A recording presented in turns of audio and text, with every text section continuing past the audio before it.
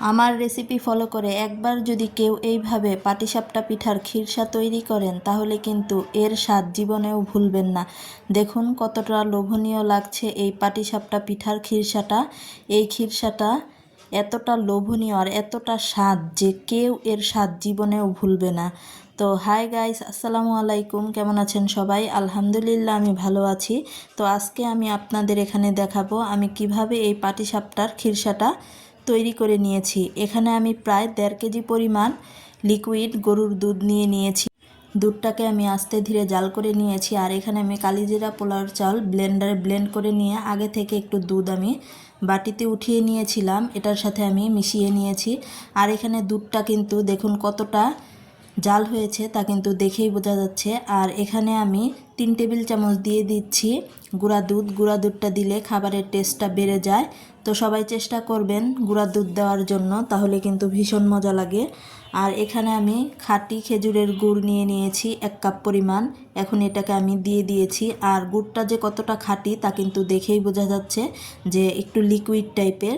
আর এখন আমি একটাকে দুধের সাথে ভালোভাবে মিশিয়ে নিব। কেউ আবার ভাববেন না যে দুধটা কেটে গেছে, এটা দুধ কিন্তু কেটে যায়নি। দেখে মনে হচ্ছে যে দুধটা কেটে গেছে, আসলে এটা দুধের উপরে যে সরটা ছিল ওটাই ভেসে উঠেছে। তো আমি ভালোভাবে দুধের সাথে গুড়টাকে মিশিয়ে নিচ্ছি।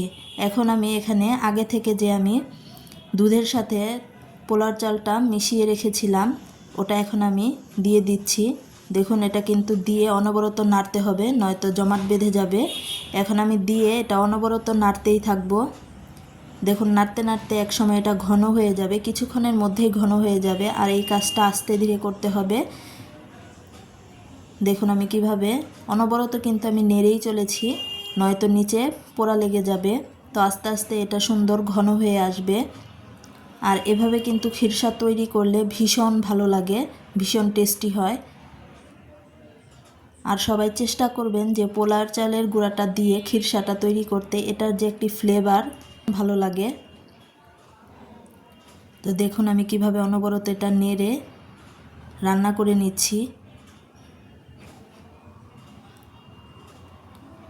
অনেকেই চিনি দিয়ে এই খিরসাটা করে থাকে, কিন্তু এই শীতের সময় চিনি না দিয়ে গুড় দিয়ে করলেই ভীষণ ভালো লাগে। আর এখানে আমি এখন 1 টেবিল চামচ পরিমাণ ঘি দিয়ে দিচ্ছি, তাহলে এর স্বাদটা আরও ভালো লাগে, অন্যরকম একটা ফ্লেভার আসে। তার জন্য এখানে আমি নামানোর কিছুক্ষণ আগে ঘি দিয়ে দিচ্ছি। ঘি দিয়েই আমি কিছুক্ষণ নেড়ে চেড়ে নামিয়ে নিব। তো আমার রেসিপিটা ফলো করে কেউ যদি এভাবে বাসায় একবার এই পাটিসাপটা পিঠার খিরসাটা তৈরি করেন তাহলে কিন্তু ভীষণ ভালো লাগবে। সবাই ভালো থাকবেন। আল্লাহ হাফেজ।